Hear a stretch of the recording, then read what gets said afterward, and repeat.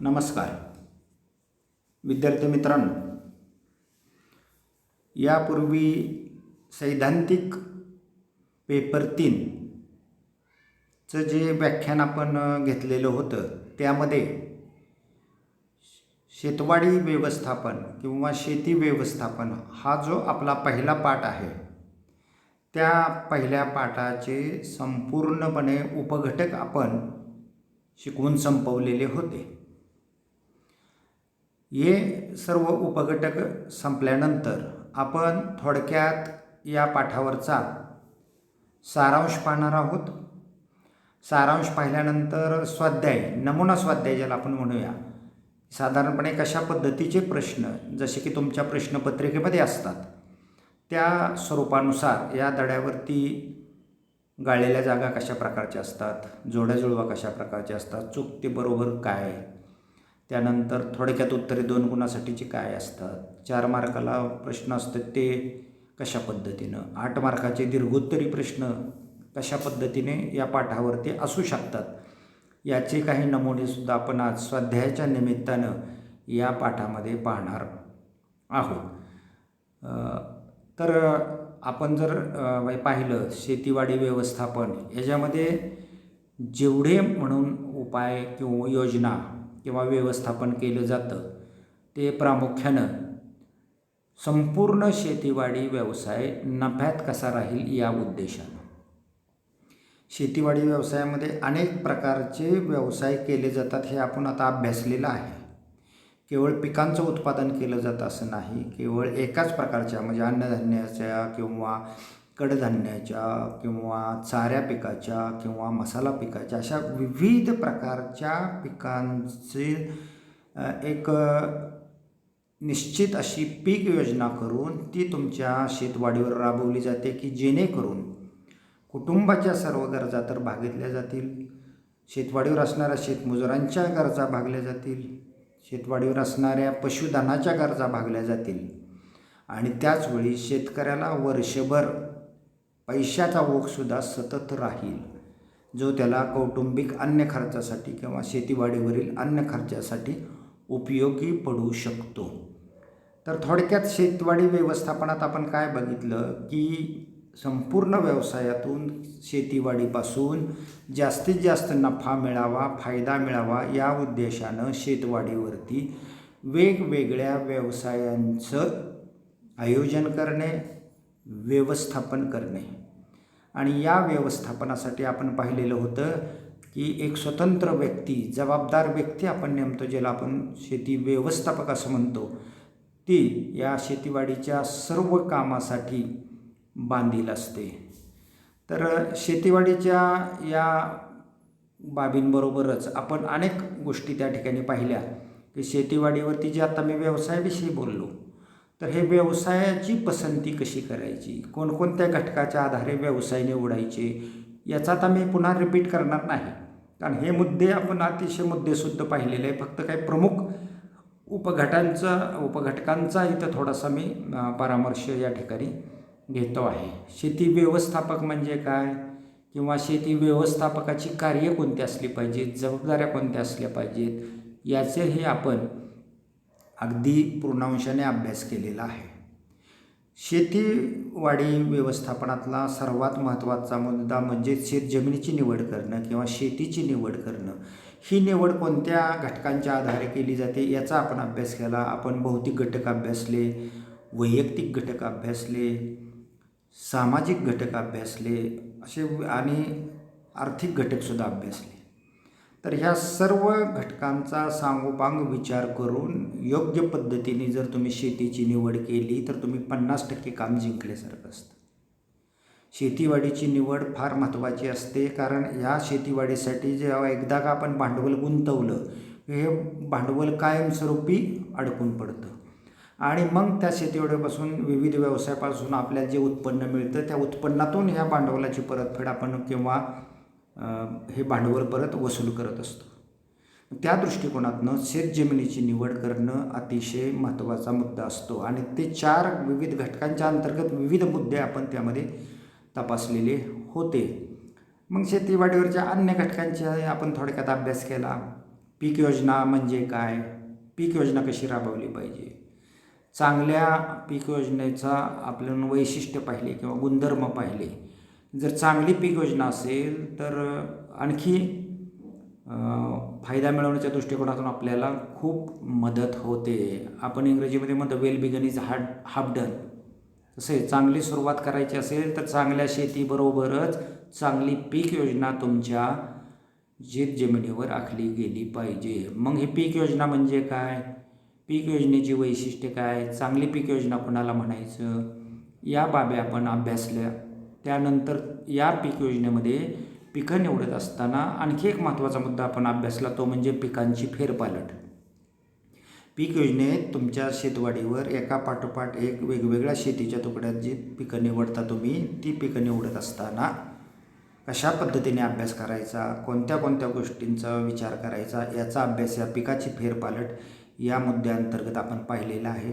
याच्याशिवाय मग आपण शेती व्यवस्थापन किंवा शेतमजूर व्यवस्थापन हा पण मुद्दा बघितला. शेतमजूर म्हणजे काय, शेतमजुराचे प्रकार कोणते कोणते आहेत, शेतमजुराची कार्यक्षमता म्हणजे काय, आणि ही कार्यक्षमता कशा पद्धतीने अबाधित राखता येईल, किंवा असे कोणते उपाय आहेत की ज्यामुळं शेतमजुराची कार्यक्षमता आपल्याला वाढवता येईल, याचाही अभ्यास केला आपण. शेतीवरच्या कामकाजाचं वेळापत्रक काय, त्याची आवश्यकता काय, त्याच्यामध्ये कोणते टप्पे असतात किंवा कोणत्या पायऱ्या असतात, याचाही विचार आपण या पाठामध्ये केलेला आहे.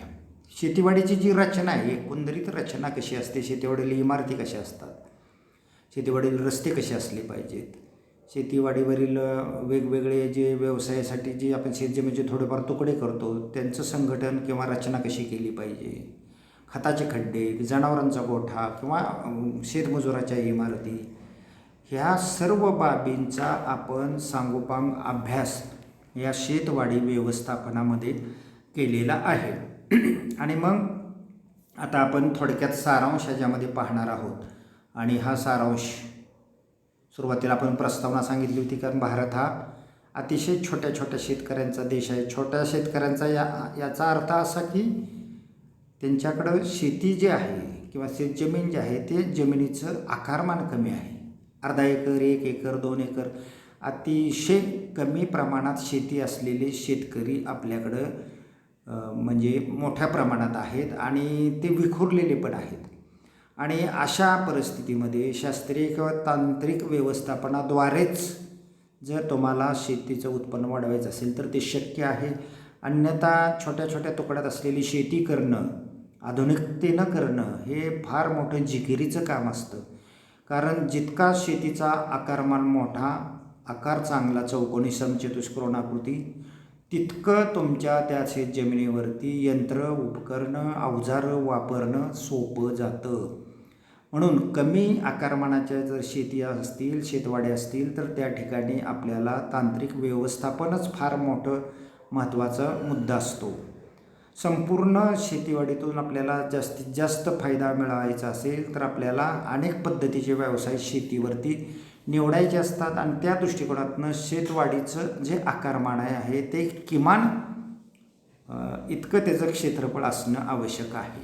आणि त्याचा आकारसुद्धा साधारणतः समचतुष्कोणाकृती किंवा आयताकृती असेल तरी त्याच्यामध्ये वेडावाकडा आकार असता कामा नये. शेतातील विविध कामाचं नियोजन करणं आणि त्याची योग्य अंमलबजावणी करणं हे प्रामुख्यानं शेती व्यवस्थापकाचं. शेती व्यवस्थापनाचे अनेक कार्य आहेत, पण ढोबळ भाषेत सांगायचं झालं तर सर्व कामांचं नियोजन करणं आणि त्या कामांची अंमलबजावणी करणं हे शेती व्यवस्थापकाचं काम आहे. शेतकऱ्याला सर्वात महत्त्वाचा जो निर्णय घ्यायचा असतो तो त्याने कोणता व्यवसाय किंवा उद्योग निवडायचा, आणि तो उद्योग व्यवसाय निवडत असतानाच त्यांनी परत जमीन कशा पद्धतीने निवडायची याचाही विचार केला पाहिजे. कारण त्या भागातली जमीन कशी आहे, त्या भागातलं हवामान कसं आहे, ते पिकाला पोषक आहे का, विविध प्रकारची पिकं त्या ठिकाणी आपल्याला घेता येतील का, विविध प्रकारचे अन्य व्यवसायाच्या दृष्टिकोनातनं ते पूरक आहे का, याचा अभ्यास आपण यामध्ये करायचा आहे. आत्ताच सांगितलं होतं तुम्हाला की भौतिक, आर्थिक, वैयक्तिक आणि सामाजिक सर्व प्रकारचे घटक आपण या ठिकाणी अभ्यासलेले होते. भौतिक घटकात महत्त्वाचे घटक कोणते होते, तर प्रामुख्याने जमीन चांगली असावी, जास्तीत जास्त पिकं त्याच्यावरती लावता येतील अशा पद्धतीचे तिचे गुणधर्म असावेत. ते सखल किंवा चढ उताराची असू नये, तर ती समतल असावी, मध्यम ते भारी असावी. शेतीमध्ये पाण्याचा निचरा चांगला होणार असावा, त्यासाठी पाण्याच्या नाल्या काढलेल्या असाव्यात, बांधबंदीच ती योग्य असावी. असे अनेक घटक आहेत की जे भौतिकच्या अंतर्गत आपण पाहिले आहेत. आर्थिकमध्येही आपण अनेक मुद्दे त्या ठिकाणी अभ्यासलेले आहेत. आर्थिक दृष्टिकोनातून शेतकऱ्याकडे भांडवल किती आहे, प्रस्थापित एरियामध्ये त्या जमिनीचे दर किती आहेत, तिथं शेतसारा किंवा इतर किती कर भरावे लागतात. वैयक्तिक घटकामध्ये आपण शाळाच्या सोयी, बँकेच्या सोयी, रस्त्याच्या सोयी, इतर काही बाबी आपण त्या ठिकाणी दवाखान्याच्या सोयी याचा अभ्यास या ठिकाणी केला होता. सामाजिक घटकामध्ये प्रामुख्यानं शेजारील शेतकरी हा महत्त्वाचा घटक असतो, कारण शेजारील शेतकरी आपल्याला अनेक दृष्टीकोनातून मदतीला येत असतो. अनेक गोष्टीच्या त्याचा आपल्याला मदत घ्यावी लागत असते, आपण त्याला मदत करायची असते. अशा वेळी योग्य किंवा सुस्वभावी शेजारी असणं सुद्धा गरजेचं असतं.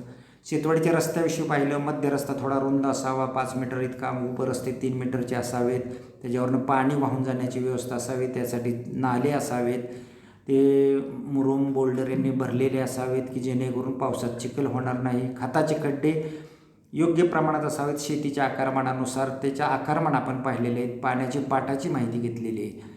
कुंपण व्यवस्था कशी असावी ते पाहिलेलं. कुंपणाचे विविध प्रकार आपण पाहिलेत, त्यातला कोणता कुंपण व्यवस्थेचा प्रकार आपल्याला आपल्या शेतवाडीवर घेणं उपयुक्त ठरेल, तिथल्या घटकानुसार आपण ते ठरवायचं आहे, आपल्याजवळ असलेल्या भांडवलानुसार ठरवायचं आहे. याचाही अभ्यास आपण या ठिकाणी केलेला आहे. पीक योजना कशी राबवायची आणि मग कामकाजाचं वेळापत्रक कसं आखायचं याचीही थोडक्यात माहिती आपण या ठिकाणी घेतलेली आहे. शेती निविष्ठांचा अभ्यास केलेला आहे आपण.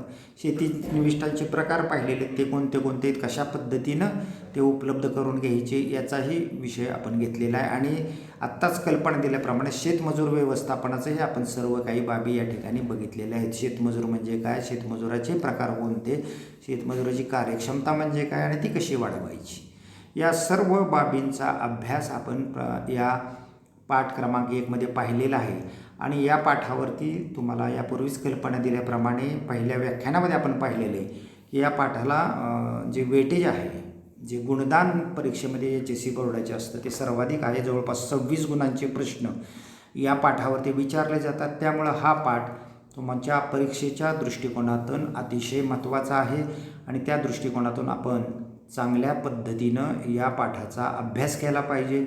या पाठाची जी व्याख्यानं आत्तापर्यंत आपण पाहिली ती व्याख्यानं तुमच्या SPM ॲपवर 15 दिवस राहतात. 15 दिवस आपण वारंवार जर ती व्याख्यानं पाहिली तर ती व्याख्यानं आत्ताच तुम्हाला शेतीवाडी व्यवस्थापनाची पूर्ण माहिती पाठांतर होऊन जाईल, ती पूर्ण समजून येईल आणि परीक्षेच्या वेळी तुम्हाला फारसे श्रम त्या ठिकाणी घ्यावे लागणार नाहीत. तर संस्थेने जे आपल्याला ॲप तयार करून दिलेले आहे त्या ॲपचा आपण पुरेपूर फायदा घ्यावा आणि जास्तीत जास्त वेळा ही व्याख्यानं पाहावीत.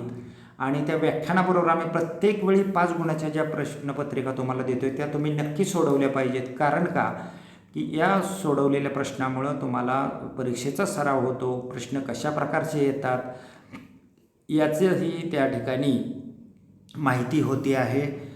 साधारणतः अंदाज त्या ठिकाणी तुम्हाला प्रश्नाचा त्या ठिकाणी येऊ शकतो.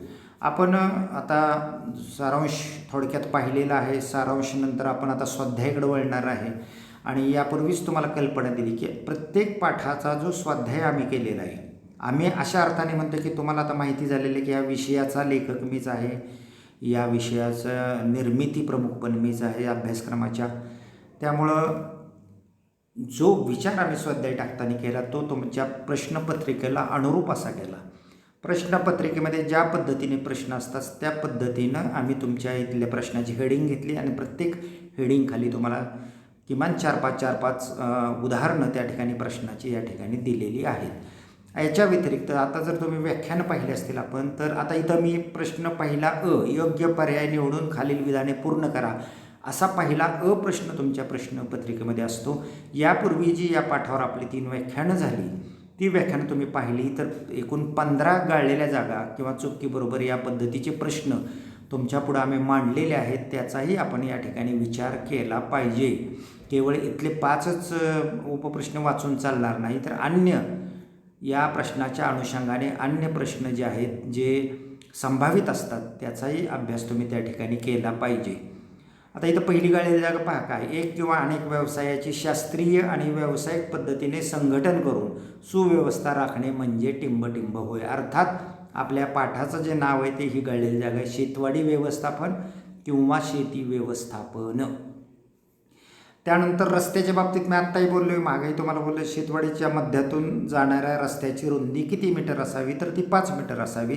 याच वेळी आता इथं थोडीसं मर्यादा असल्यामुळे दुसरा प्रश्न आपण असाही टाकू शकतो की उपरस्त्याची रुंदी किती असावी, तर ती 3 मीटर असावी. मुख्य रस्त्याची रुंदी 5 मीटर आणि उपरस्त्याची रुंदी 3 मीटर या पद्धतीनं शेतीवाडीच्या रस्त्याची रुंदी असते. शेती व्यवस्थापनासाठी आणि देखभालीसाठी नियुक्त जबाबदार व्यक्ती म्हणजे कोण, अर्थातच शेती व्यवस्थापक. याविषयी सुद्धा आत्ता आपण या ठिकाणी चर्चा केलेली होती. तर अशा पद्धतीनं विविध प्रकारचे प्रश्न तुम्हाला गाळलेल्या जागा पडतात. खालीलपैकी टिंबटिंब हा शेतीच्या निवडीतील भौतिक घटक आहे. या ठिकाणी भौतिक घटक जमीन आहे, याशिवाय अनेक भौतिक घटक तुम्ही अभ्यासले होते, जसे की हवामान आहे, पाणी आहे, पाण्याची सोय. त्यापैकी जो पडेल तो तुम्ही या ठिकाणी पर्याय जो दिसेल तो या ठिकाणी उतरायचा असतो किंवा तिथे लिहायचा असतो आणि अधोरेखित त्या ठिकाणी करायचा असतो. गाळलेली जागा लिहित असताना एक लक्षात घ्यायचं की गाळलेली जागा केवळ टाकायची नाही, तर हा उपप्रश्न पूर्ण लिहायचा. जसं की इथं खालीलपैकी टिंबटिंब हा शेतीच्या निवडीतील भौतिक घटक आहे, तर इथं पूर्ण वाक्य तुम्ही 4 आकडा टाकून लिहायचं. खालीलपैकी जमीन हा शेतवाडीच्या निवडीतील भौतिक घटक आहे आणि जमीन या शब्दाला अधोरेखित करायचं म्हणजेच अंडरलाईन करायचं. तर केवळ उपप्रश्नाचा आकडा टाकून गाळलेली जागा टाकायची नाही, तर पूर्ण गाळलेली जागाचं वाक्य जे आहे ते वाक्य लिहून गाळलेली जागा जी आहे ती तुम्ही अधोरेखित या ठिकाणी केली पाहिजे. शेतवाडीच्या एकूण क्षेत्राच्या किती टक्के जागेवर इमारती बांधतात, साधारणतः 2% जागावरती इमारती बांधल्या जातात. हे आपण पाठाचा अभ्यास करत असताना पाहिलेले. तर हे वाक्य कसं लिहायला, मग तुम्ही शेतीवाडीच्या एकूण क्षेत्राच्या 2% जागेवर इमारती बांधतात, 2 या आकड्याला अंडरलाईन करायचे आहे आणि लिहायचे, पूर्ण वाक्य त्या ठिकाणी लिहायचं आहे. तर शेतवाडीवर अनेक प्रकारच्या रचना असतात, त्यापैकी कोणत्याही रचनेवरती तुम्हाला प्रश्न विचारले जाऊ शकतात.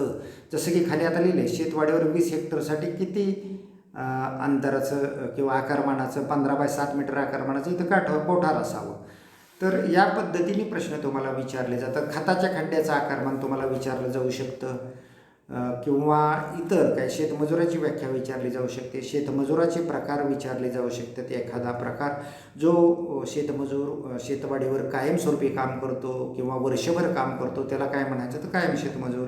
ज्या मजुराला तत्कालीन कामापुरता आपण शेतवाडीवर बोलवतो आणि मजुरी देतो त्याला आपण हंगामी मजूर म्हणतो. तर ह्या मजुराच्या प्रकारावर कुशल अकुशल मजुरावर तुम्हाला प्रश्न पडू शकतो. ट्रॅक्टर चालक हा कुशल मजूर शेतमजूर आहे किंवा शेतात माती ओढणारा वाफे ओढणाराचा अकुशल झाला.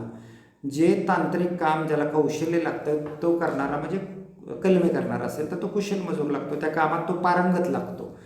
तर अशा दृष्टिकोनातून प्रत्येक टॉपिकवर असंख्य गाळलेल्या जागा, ह्या टॉपिकवरती तुम्हाला किमान 25 ते 30 गाळलेल्या जागा तुम्हाला शोधता येतील. ज्या प्रमुख आकडेवारी असेल, प्रमुख व्याख्या असतील, अर्थ असतील, या सगळ्यांवरती तुम्हाला त्या ठिकाणी गाळलेली जागा येऊ शकते. त्या दृष्टिकोनातून तुम्ही तुमचा स्वाध्याय सोडत असताना इथं 6 दिल्या म्हणून केवळ 6च नव्हे तर तुम्ही जेवढ्या तुम्हाला पॉसिबल होतील तेवढ्या गाळलेल्या जागा तुम्ही तयार कराव्यात.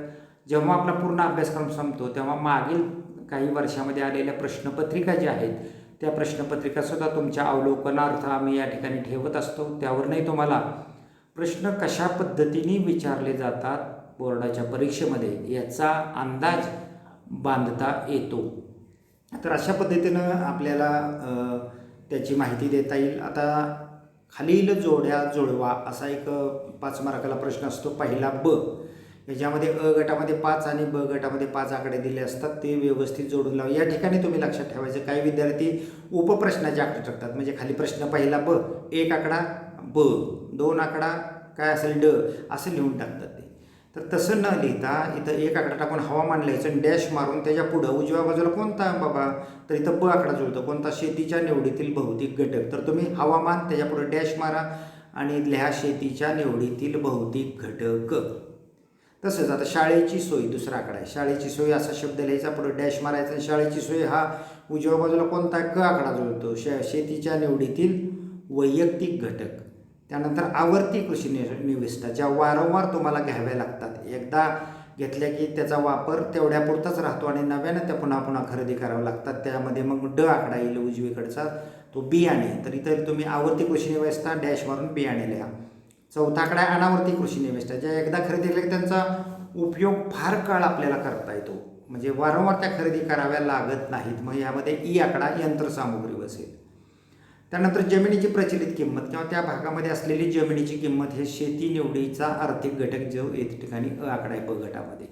तर हे पाचही जोड्या जुळवा ज्या तुम्ही स्पष्ट लिहायचे आहेत, तिथं आकडे टाकत बसायचं नाही. उपप्रश्नाचे आकडे टाकून जोड्या जुळवा लिहायच्या नाहीत. आता वरचे जे गाळलेल्या जागा दिसतात त्या इथं जोड्या जुळवात लिहू शकतो. उदाहरणार्थ शेतीवाडीवरील मध्य रस्त्याची रुंदी उजव्या बाजूला 5 मीटर आकडा असेल. शेतीवाडीवरील उपरस्त्याची रुंदी उजव्या बाजूला 3 मीटर असेल. 20 हेक्टर जमिनीसाठी कोठाराचे आकारमान 15 बाय 7 मीटर असेल. अशा पद्धतीने सगळे प्रश्न जे गाळलेल्या जागेला पडतात तेच जोड्या जुळवायला पडू शकतात आणि तेच प्रश्न तुम्हाला चुकी बरोबर जो आपण पुढचा प्रश्न बघणार आहे पहिला क, त्याच्यामध्ये सुद्धा तुम्हाला हे प्रश्न येऊ शकतात. असंख्य प्रकारची सोय. आता इथं हवामान घटक दिला आहे, त्याऐवजी जमीन येईल आणि उजव्या बाजूला तुम्हाला भौतिक घटक येईल. त्याऐवजी पाण्याची सोय येईल, मग तिथं भौतिक घटक जोडी जुळेल. अशा अनेक प्रकारचे प्रश्न एका टॉपिकवर तुम्हाला करता येतात. शाळेची सोयीच्या ऐवजी बँकेची सोय होईल, रस्ते होईल, दवाखाना होईल, औषध गोळ्यांची सोय होईल. तर हे सगळे बँकेची सोय, हे सगळे वैयक्तिक घटकामध्ये येतील. मग सामाजिक घटक शेजारील शेतकरी असा प्रश्न विचारला जाईल. उजव्या बाजूला सामाजिक घटक शेतनिवडीचा असा प्रश्न त्या ठिकाणी तुम्हाला विचारला जाऊ शकतो. तर असं काही नाही की इथे दिले आहे, ह्याच्यावरून तुम्हाला आणखी 5 ते 10 जोड्या जुळवा तुम्ही आरामात करू शकता आणि त्या जोड्या जुळवून तुम्ही मग लिहायच्या आहेत. समजा हंगामी मजूर, की तात्कालीन कामासाठी तात्पुरत्या कामासाठी गुंतवलेला शेतमजूर किंवा कायम मजूर, वर्षभर शेतात काम करणारा मजूर, अशा पद्धतीचे प्रश्न. आता ट्रॅक्टर चालक मजूर उजव्या बाजूला असेल कुशल मजूर, रान ओढणारा किंवा खड्डे खाणारा उजव्या बाजूला असेल अकुशल मजूर. तर अशा पद्धतीने जोड्या जुळवान गाळलेल्या जागा एकसारखेच प्रश्न या ठिकाणी तुम्हाला दिसून येतील. तर त्याचा अभ्यास तुम्ही त्या ठिकाणी केला पाहिजे. केवळ या 5 आणि 6 आकड्यांवरती तुम्ही न बसता जास्तीत जास्त आकडे त्या ठिकाणी तुम्ही स्वाध्याय लिहित असताना तयार केले पाहिजे. मी स्वाध्याय पाहिजे त्यावेळी तुम्ही 5 लिहिले तर मी बरोबर म्हणेल, पण तुम्ही 10 लिहिले 15 लिहिले तर नक्कीच मी शाबासकी तर देईल, परंतु तुमच्या परीक्षेच्या दृष्टिकोनातून तुमच्या सरावाच्या दृष्टिकोनातून तुम्हाला ते जास्त उपयोगी पडेल. आता तेच मुद्दे आपण इथं घेऊ शकतो. तुमच्या प्रश्नपत्रिकेमध्ये प्रश्न पहिला क हा 5 मार्काला चूक की बरोबर लिहा असा असतो. मग या ठिकाणी मात्र तुम्ही 1 आकडा टाकून चूक, 2 आकडा टाकून बरोबर असं काही जरी लिहिलं तरी चालण्यासारखं. इथं काही पूर्ण वाक्य लिहिण्याची आवश्यकता नसते. आता इथं काय म्हटलं, शेतवाडीमध्ये मध्य रस्त्याला जोडणाऱ्या उपरस्त्याची रुंदी 3 मीटर असते. आत्ताच आपण जोड्या जुळवान गाळलेल्या जागामध्ये ते पाहिलेलं होतं, तेच इथं परत आले तर ते बरोबर आहे. याच्याऐवजी मध्य रस्त्याचीच रुंदी विचारली तर ती मात्र 5 मीटर राहील. इथं उपरस्त्यांची विचारली म्हणून 3 मीटर आहे. अपरिपूर्ण अंदाजपत्रक अल्प कालावधीसाठी करण्यात येते, बरोबर आहे. आणि परिपूर्ण अंदाजपत्रक हे मोठ्या कालावधीसाठी केलं जातं. अपरिपूर्ण अंदाजपत्रक हे शेतीवाडीच्या एखाद्या भागासाठी किंवा व्यवसायाच्या एखाद्या भागासाठी केलं जातं. तर संपूर्ण व्यवसायासाठी किंवा संपूर्ण शेतीवाडीसाठी आपल्याला परिपूर्ण केलं जातं अंदाजपत्रक. अपरिपूर्णलाच आपण दुसरा शब्द वापरतो, तो म्हणजे आंशिक अंदाजपत्रक. किंवा तुम्हाला असं विचारलं जाईल परिपत्रकाचे परिपूर्ण आणि अपरिपूर्ण किंवा आंशिक असे 2 प्रकार आहेत, ते चुकी बरोबर लिहा. तर ते तुम्ही त्या पद्धतीने लिहायचं आहे. आता अपरिपूर्ण अंदाजपत्रक अल्प कालावधीसाठीच केलं जातं म्हणून ते बरोबरच आहे. वर्षभर शेतात काम करणाऱ्या शेतमजुरास कंत्राटी मजूर म्हणतात. शेतमजूर वर्षभर काम करत असेल तर त्याला कायम शेतमजूर म्हणतो आपण. आत्ता ते नुकतंच आपण पाहिलेलं होतं. केवळ तात्पुरत्या कामासाठी बोलवलं असेल तर तो हंगामी मजूर असेल, विशिष्ट कामासाठी विशिष्ट कामाचा लोड असताना बोलवलं असेल तर. आता इथं शब्दप्रयोग काय आला आहे? कंत्राटी मजूर. कंत्राटी मजूर हा प्रकारसुद्धा आपण शिकलेलो आहोत. विविध कामाची कंत्राटं म्हणजे उक्त्या स्वरूपात ती तुम्हाला कामं दिले जातात. 1 एकर क्षेत्र आहे, एवढ्या रुपयांना ते तुम्ही खुरपून द्या, किंवा एवढे खड्डे खांदायचे तेवढ्या आकारमानाचे ते खांदून द्या, तुम्हाला एवढे पैसे. म्हणजे हजेरीमध्ये रोजंदारीवर न लावता त्यांना उक्त्या स्वरूपामध्ये ठरवून काम दिलं जातं. विशिष्ट कालावधीमध्ये त्यांनी ते काम पूर्ण करून द्यायचं असतं आणि त्यासाठी शेतकरी त्यांना विशिष्ट रक्कम त्या ठिकाणी मोजत असतो. तर अशा पद्धतीनं आपल्याला तिथं उदाहरणं देता येतात. आता ट्रॅक्टर चालक मजुरास कुशल मजूर म्हणतात. तसंच मग आता मग अशी अनेक उदाहरण दिली. कलमे करणारा सुद्धा कुशल मजूर असतो. तांत्रिक कामं जी आहेत, ज्याला थोडंसं टेक्निक लागतं, ते सर्व कुशल मजूर आले. आणि अकुशल म्हणजे तुम्हाला मग अशी सांगितलं, माती ओढणारा, वाफे ओढणारा, खड्डे खांदणारा, याला फारसं काही स्किल लागत नाही, कौशल्य लागत नाही, म्हणून ते अकुशल मजूर आपण असं त्यांना संबोधतो किंवा संबोधलं पाहिजे. तर शेतवाडीवर प्रत्येक मजुरानं केलेलं उत्पादक स्वरूपाचं काम म्हणजे शेतमजुराची कार्यक्षमता होय. तर शेतमजुराची कार्यक्षमता म्हणजे काय हे आपण पाहिले आणि हे विधानसुद्धा बरोबर आहे. तर अशा पद्धतीनं अगदी कार्यक्षमता सुधारण्याचे जे उपाय दिले, तर प्रत्येक उपाय ह्या ठिकाणी टाकला जाऊ शकतो की आधुनिक अवजारं आणि उपकरणामुळे शेतमजुराची कार्यक्षमता वाढते, असं एक उत्तर दिलं बरोबर आहे. शेतमजुरांचं जे काम आहे किंवा शेतीचं जे काम आहे हंगामानुसार करावं, ते पण बरोबर आहे. त्याच्या वेळा हंगामानुसार ठरवाव्यात, बरोबरच येईल उत्तर. असे अनेक प्रकारचे प्रश्न या ठिकाणी तयार करता येतात, ते तुम्ही करावेत अशी अपेक्षा मी या ठिकाणी व्यक्त करतो. तर अशा पद्धतीने पहिला जो प्रश्न असतो तो आपला 16 गुणाचा असतो. 6 गुणाचे असतात. गाळलेल्या जागा अर्थात योग्य पर्याय निवडून खालील विधाने पूर्ण करा. 4 पैकी 1 पर्याय निवडून पूर्ण वाक्य तुम्ही लिहायचं असतं. प्रश्न पहिला 5 गुणाचा योग्य जोड्या जुळवा असतो किंवा खालील जोड्या जुळवा असतो. त्याच्यामध्ये 5 आकडे लिहून त्याच्यासमोर बचा आकडा जुळणारा लिहायचा असतो आणि त्याचे पूर्ण शब्द तिथं लिहायचे असतात. वाक्यच पूर्ण लिहायचं असते. ते आता तुम्हाला सांगितलेले ते पुन्हा रिपीट करण्याची आवश्यकता नाही. आणि प्रश्न पहिला 5 गुणासाठी 5 आकडे चुकी बरोबर असतात. ते अशा पद्धतीनं पहिला प्रश्न हा 16 गुणाचा असतो, ज्याला आपण वस्तुनिष्ठ स्वरूपाचा किंवा बहुपर्यायी अशा पद्धतीचं म्हणू शकतो.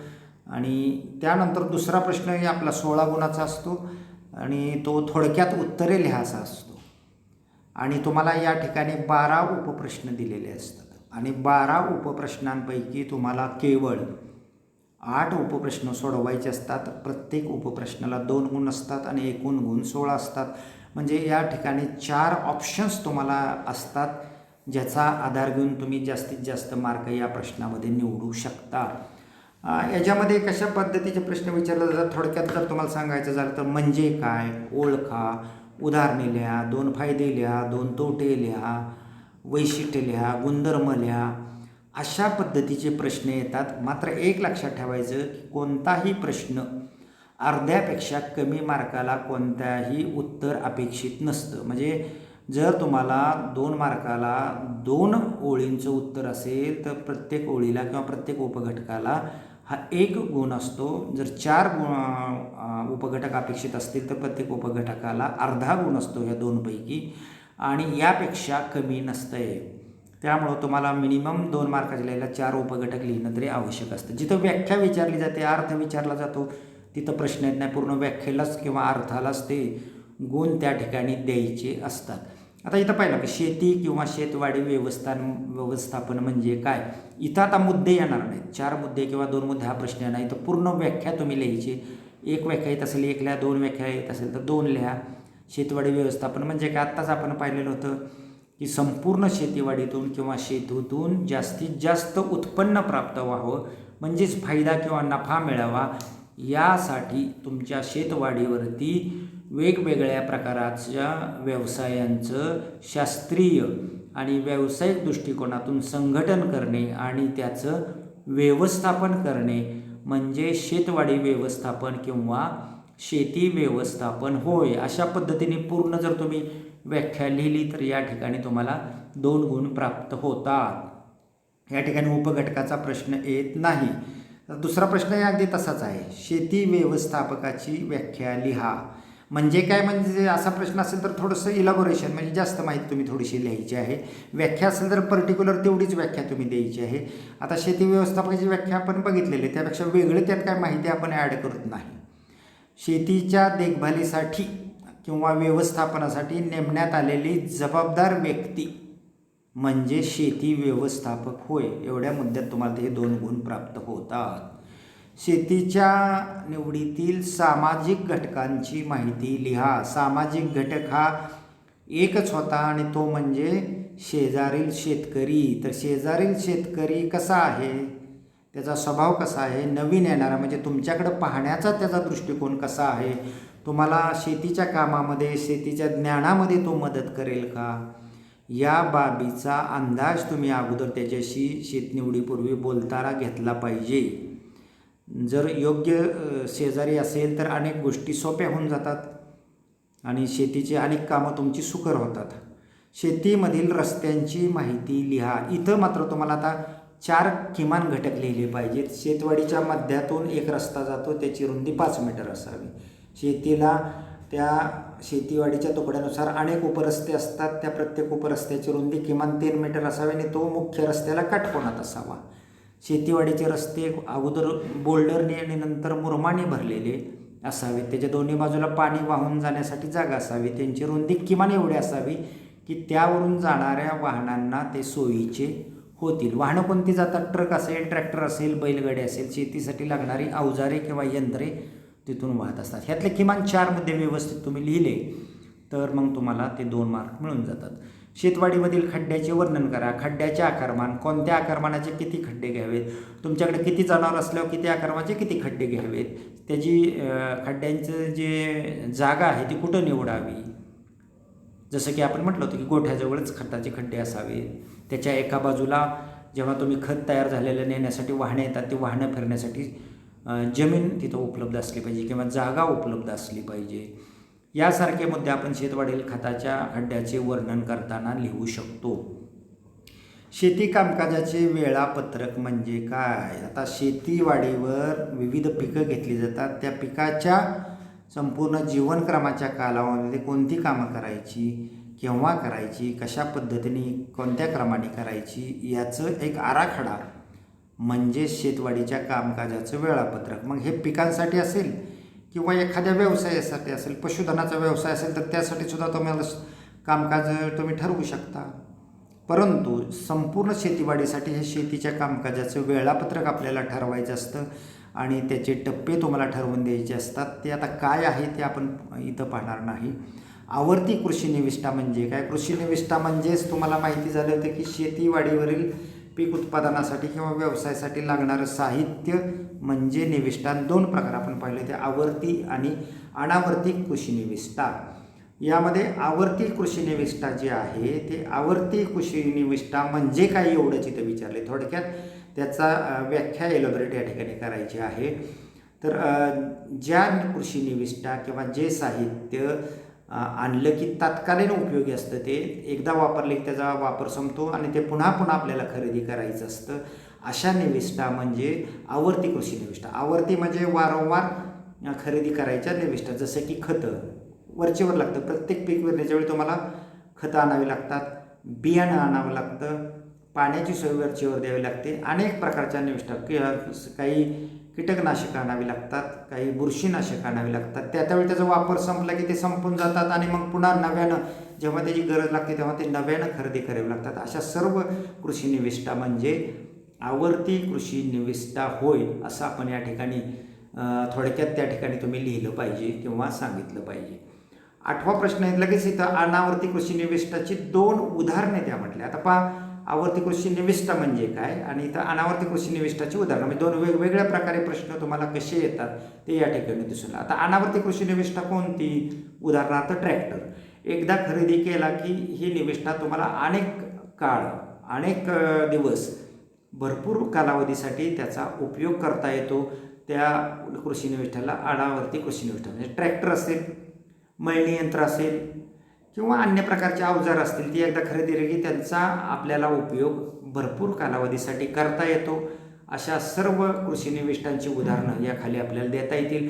इथं 2 उदाहरणं मागितली आहेत. 2 गुणाला म्हणजे प्रत्येक उदाहरणाला इथं 1 गुण अपेक्षित आहे. शेतीचा आंशिक अंदाजपत्रक म्हणजे काय? तर अंदाजपत्रकाचे सुद्धा आपण 2 प्रकार बघितलेले होते.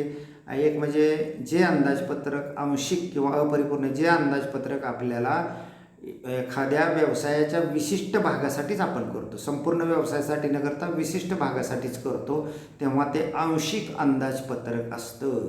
उदाहरणार्थ एखादं पीक उत्पादन घ्यायचं आहे तर पीक उत्पादनाचं खत व्यवस्थापन किंवा पीक संरक्षण एवढ्या एकाच मुद्द्यासाठी जेव्हा तुम्ही अंदाजपत्रक करता तेव्हा त्याला म्हणायचं आंशिक अंदाजपत्रक. संपूर्ण समजा तुमच्या ज्वारी पिकाचं उत्पादन घ्यायचं असेल तर ज्वारीच्या पूर्व मशागतीपासून ज्वारीचं पीक बाजारात विक्रीपर्यंत लागणाऱ्या सर्व बाबीचा अंदाजपत्रक करणे म्हणजे परिपूर्ण अंदाजपत्रक असा त्याचा अर्थ होतो. म्हणून शेतीचं आंशिक अंदाजपत्रक म्हणजे काय ते अशा पद्धतीने आपण व्याख्या या ठिकाणी द्यायची आहे. आता तुम्हाला मी सांगितलं होतं की वैशिष्ट्य गुणधर्म अशा पद्धतीचे प्रश्न पडतात. परिपूर्ण अंदाजपत्रकाची 2 वैशिष्ट्ये हे काय असतं? परिपूर्ण अंदाजपत्रक संपूर्ण व्यवसायासाठी केलेलं असतं, ते थोडंसं किचकट स्वरूपाचं असतं, ते जास्त कालावधीचं असतं आणि यावरून संपूर्ण व्यवसायाचा तुम्हाला अंदाज त्या ठिकाणी घेता येतो. शेतमजूर आणि शेतमजुराची कार्यक्षमता यांच्या व्याख्येला, आता इथं 2 व्याख्या एकाच प्रश्न, आता वेगळ्या स्वरूपाचा प्रश्न आला. वरती आपण पहिल्या आणि दुसऱ्या आकड्यात फक्त एकच व्याख्या 2 मार्काला विचारली होती. इथं आता 2 व्याख्या विचारली. एक म्हणजे शेतमजूर म्हणजे काय आणि दुसरं म्हणजे शेतमजुराची कार्यक्षमता म्हणजे काय. याचाच अर्थ या ठिकाणी दोन्ही व्याख्येला तुम्हाला 1-1 मार्क आहे. केवळ एक व्याख्या लिहिली तर 1च मार्क या ठिकाणी पडेल.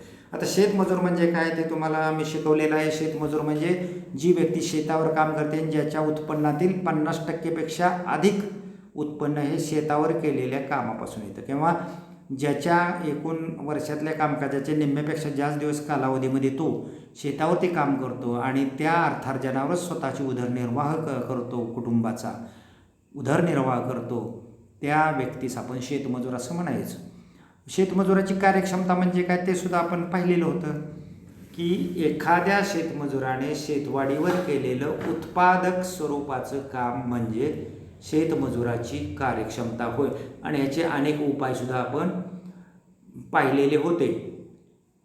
त्यानंतर कौशल्यानुसार शेतमजुरांचे वर्गीकरण कसे करतात. आता इथे एक घटक विचारला आहे. अनेक प्रश्न या ठिकाणी सुद्धा निर्माण होतात विद्यार्थी मित्र. जसं आपण गाळेल जागाला बघितलं, जसं आपण जोड्या जुळवाला बघितलं, जसं आपण चुक्की बरोबरला बघितलं, तसं इथं जरी मी 12 प्रश्न दिलेले असले, तुमच्या प्रश्नपत्रिकेत 12 असतात म्हणून, तरी तुम्ही इथं 12चे 24-25पर्यंत प्रश्न करू शकता. तुम्हाला पाहिजे तेवढे प्रश्न या ठिकाणी 2 मार्कासाठी करता येतात. कौशल्यानुसार शेतमजुराचं वर्गीकरण विचारले, त्याच्याऐवजी स्त्रोतानुसार विचारू शकतात, ते अंदाजपत्रकाचे प्रकार विचारू शकतात, ते पायऱ्या विचारू शकतात, शेतीच्या कामकाजाच्या वेळापत्रकाचं असंख्य प्रकारचे प्रश्न या ठिकाणी विचारले जातात. कौशल्यानुसार शेतमजुराचं वर्गीकरण करायचं असेल तर कसं करतात? 2 प्रकारे ते केलं जातं. एक म्हणजे कुशल मजूर, ज्या कामासाठी विशिष्ट प्रकारचं कौशल्य किंवा तंत्रज्ञान लागतं अशा काम करणाऱ्या मजुरास आपण कुशल मजूर असं म्हणतो. त्याचं एखादं उदाहरण तुम्ही त्या ठिकाणी द्यावं, ट्रॅक्टर चालक. आणि दुसरा प्रकार म्हणजे अकुशल मजूर. तर अकुशल मजूर म्हणजे ज्या कामामध्ये कोणत्याही प्रकारचं कौशल्य लागत नाही, जसं की माती ओढणे, खड्डे खांदणे, या बाबी ही उदाहरणं जी आहेत अकुशल मजुरासाठी येतात. आता इथं वर्गीकरण करा असं म्हटलं आहे, कोणतंही तुम्हाला नावं द्या, प्रकार लिहा असं म्हटलं नाही, त्यामुळे तुम्हाला पूर्ण माहिती द्यायला पाहिजे. कुशल मजूर त्याची व्याख्या उदाहरण, अकुशल मजूर त्याची व्याख्या उदाहरण. जर तुम्हाला असं विचारलं असतं कौशल्यानुसार शेतमजुराच्या वर्गीकरणाची यादी करा किंवा प्रकाराची फक्त नावे लिहा, तर तिथं मी 2च नावं लिहायची, कुशल मजूर आणि अकुशल मजूर.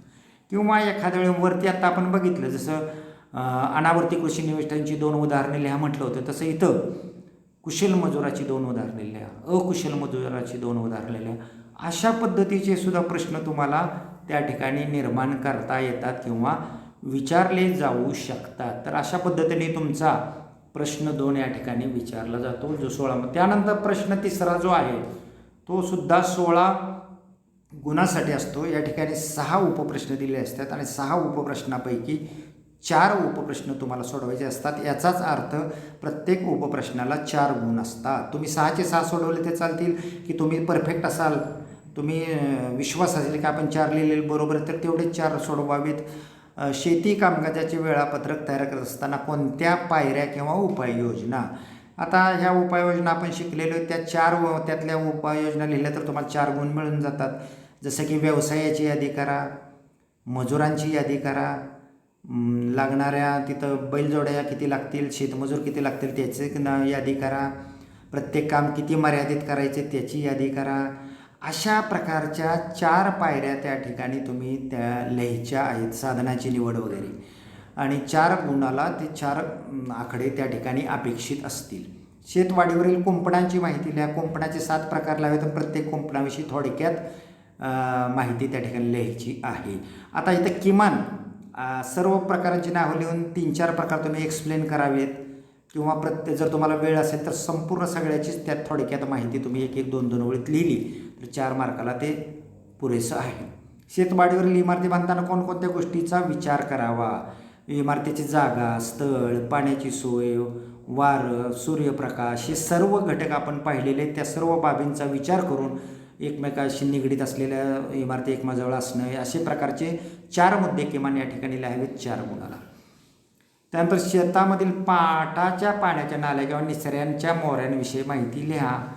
पाटाच्या पाण्याच्या जे नाल्या आहेत ते शेतामध्ये पाणी आणण्यासाठी आणि निचऱ्याच्या मोऱ्या ह्या जादा झालेलं पावसाचं पाणी काढून देण्यासाठी कशा पद्धतीने त्या खणल्या जातात, त्याचं नियोजन कसं केलं जातं, त्याचे प्रकार कशा पद्धतीने केले जातात, याची माहिती 4 मुद्दे या ठिकाणी लिहिणं गरजेचं आहे. आता इथं प्रश्न काय बघा, शेतीच्या निवडीतील भौतिक घटकांची यादी करा. यादी करा म्हटलं की फक्त भौतिक घटले जसं की जमीन, हवामान, त्याची पाण्याची सोय, म्हणजे हे मुद्दे तुम्हाला त्या ठिकाणी फक्त नावं लिहायचे. ते कोणताही मुद्दा तुम्हाला त्या ठिकाणी एक्सप्लेन करणं आवश्यक नाही. जर इथं 8 मुद्दे असतील तर 4 गुणाला 8 मुद्दे, प्रत्येक मुद्द्याला अर्धा गुण मिळेल. अशा पद्धतीने तशाच पद्धतीने 4था प्रश्न तुम्हाला विचारला जातो. इथंही प्रत्येक प्रश्न 4 गुणाचा असतो. 6 पैकी 4 प्रश्न या ठिकाणी सुद्धा तुम्हाला सोडवायचे असतात. शेती व्यवस्थापनाचे जे प्रमुख घटक आहेत त्या घटकांची संपूर्ण यादी करायची आहे. इथं तुम्हाला 4 गुणाला किमान देतात. आता 8 घटक आहेत तर 8 घटक आपण त्या ठिकाणी लिहिणं अपेक्षित आहेत. प्रत्येक ह्याला अर्धा गुण त्या ठिकाणी मिळतो. शेतीतील रस्ते, पुन्हा तो प्रश्न रिपीट झाला आहे. मध्य रस्ते, उपरस्ते, त्याचे गुणधर्म सगळे तुम्ही त्या ठिकाणी लिहायचे आहेत. पीक योजना आणि शेतीचे कामकाजाचे वेळापत्रक म्हणजे काय. म्हणजे आता इथं 4 गुणाला 2 व्याख्या विचारल्यात. पीक योजनेची 2 व्याख्या 2 गुणाला आणि शेतीचे कामकाजाचे वेळापत्रक 2 गुणाला. ह्या दोन्हीच्या व्याख्या आता मी सांगून झालेले आहेत, पुन्हा पुन्हा त्या रिपीट करत नाही. मात्र पीक योजनेला 2 गुण, शेती कामकाजाच्या वेळापत्रकाला 2 गुण राहतील. शेती नियोजनाची वैशिष्ट्य. नियोजन चांगलं कोणाला म्हणायचं, कशा पद्धतीने नियोजन केल्यावर ते चांगलं नियोजन, त्यासाठी कोणते गुणधर्म आहेत, किमान 4 गुणधर्म इथं अपेक्षित राहतील. अंदाजपत्रकाचे महत्त्व स्पष्ट करा. आता लक्षात घ्यायचं 3रा आणि 4था प्रश्न. स्पष्ट करा, वर्णन करा, थोडक्यात माहिती लिहा, असे लघु उत्तरी प्रश्न क्रमांक 3 आणि 4 मध्ये असतील. आणि दोन्हीमध्ये तुम्हाला 2-2 प्रश्न हे ऑप्शनलला असतील. 6 पैकी तुम्ही 4 सोडवायचे आहेत, प्रत्येकाला 4 गुण. हे दोन्ही प्रश्नसुद्धा या ठिकाणी 16 मार्काचे असतात. आता स्त्रोतानुसार शेतमजुराचं वर्गीकरण विचारले. स्त्रोत तुम्हाला माहिती आहेत, ते स्त्रोतानुसार ते वर्गीकरण तुम्ही लिहायचे. कुटुंबातील मजूर, कुटुंबाबाहेरील मजूर, कुटुंबाबाहेरीलचे परत उपप्रकार तुम्ही लिहायचे. तर जसे की हंगामी मजूर, कायम मजूर, कंत्राटी मजूर यासारखे सगळी माहिती या ठिकाणी लिहिणं अपेक्षित आहे 4 गुणाला. त्यानंतर शेवटचा आणि 5वा जो प्रश्न तुमच्या परीक्षेमध्ये असतो तो म्हणजे दीर्घोत्तरी प्रश्न. 5अ आणि 5ब असे 2 प्रश्न असतात. दोन्ही प्रश्नाला 1-1 उपप्रश्न ऑप्शनला असतो. म्हणजे 4 पैकी 2 सोडवायचे. मात्र पहिल्या अला एकाला एकावर असतो आणि बला एकाला एकावर असतं. म्हणजे अतला 1 सोडवायचा आणि बतला 1 सोडवायचा. तेच प्रश्न रिपीट होत होतात. शेती व्यवस्थापन म्हणजे काय आणि त्याची प्रमुख घटकाची यादी. शेती किंवा शेतवाडी निवड करत असताना विचारात घ्यायच्या घटकांची यादी. मग कोणते घटक होते, 4च घटक लिहायचे. यादी म्हणजे 4 कोणते, भौतिक घटक, वैयक्तिक घटक, त्याच्यानंतर तुमचे सामाजिक घटक आणि आर्थिक घटक. आणि मग त्यातल्या एका घटकाविषयी विचारतील किंवा पर्टिक्युलर तो घटक देतील. जसं की इथं लिहिलं आर्थिक घटकाविषयी माहिती लिहा. असा प्रश्नाला आर्थिक घटकाविषयी माहिती दिली तुम्हाला क्लू मिळतो, त्याच्यावर बाकीचे घटक तुम्हाला आठवू शकतात. पीक योजनेतील पिकाची निवड आणि क्षेत्रफळ ठरवताना कोणत्या घटकांचा विचार करावा लागतो ते सर्व घटक आपण अभ्यासलेले आहेत. आता इथं 8 गुणाल असल्यामुळं किमान 8 तिथं वाक्य तुम्हाला तिथं लिहिता आले पाहिजे. तुम्हाला ते पीक योजनेमध्ये 8पेक्षा अधिक वाक्य आहेत. ते क्षेत्रफळाची निवड करत असताना कोणकोणत्या मुद्द्यांचा विचार करायचा आहे. आता हे 2 वेळा आपलं झालेलं आहे, सगळं शिकवून झालेलं आहे. आता ह्याची उत्तरं रिपीट करत नाही, तुम्ही ते लिहायची आहेत. पुन्हा पुन्हा ते प्रश्न दीर्घोत्तरेला रिपीट होऊ शकतात. जे आपण लघुत्तरं लिहिलेले तेच 2 प्रश्न एकत्र करून दीर्घोत्तरला विचारू शकतात. जसं की इथं पहा, शेतमजूर म्हणजे काय असा 2 मार्काला प्रश्न विचारला जाऊ शकतो, किंवा दुसऱ्या वाक्यात मिसळून तो 4 मार्काला विचारला जाऊ शकतो. आणि त्याच्या आता प्रकाराचे वर्णन करा म्हटलं, झालं 2 प्रश्न एकत्र जोडल्यामुळे ते 8 गुणाला झाले. शेतमजूर म्हणजे काय 2 मार्क. शेतमजुराचे प्रकार आता इथं स्त्रोतानुसार असतील तर त्याला 3 मार्क असतील, आणि तुमचे दुसरा जो घटक आहे कौशल्यानुसार त्याला 3 मार्क असतील. असे एकूण 8 मार्काचा प्रश्नाची विभागणी त्या ठिकाणी होऊ शकते. कार्यक्षमता वाढवण्यासाठीचे उपाय आपण जवळजवळ 11-12 उपाय बघितलेले आहेत. ते उपाय त्यापैकी किमान 8 उपाय 8 गुणासाठी इथं अपेक्षित आहेत. तर कार्यक्षमता कशी वाढवायची ते पूर्णपणे आपण अभ्यासलेले आहे. आता 45 मिनिटाची वेळ संपलेली आहे, त्यामुळं आता जास्त इथं एक्सप्लेनेशन करू शकत नाही मी. पुढील व्याख्यानाच्या वेळी आता आपण पुढच्या याला पाहूया. तर शेवटचा जो प्रश्न होता तो शेती व्यवस्थापक म्हणजे काय आणि त्याची कार्य लिहा, हे झालेले आहे. जे उपप्रश्नात आले तेच पुढं याच्यामध्ये मोठा प्रश्न करून डबलचे 2 प्रश्न एकत्र केलेले आहेत. तर 45 मिनिटाचं आजचं जे व्याख्यान होतं ते संपून गेलेले आहे. विद्यार्थी मित्रांनो, पुढील व्याख्यानासाठी आपण पुढच्या वेळापत्रकाप्रमाणे प्रात्यक्षिकाचा तास घेणार आहोत. तोपर्यंत नमस्कार.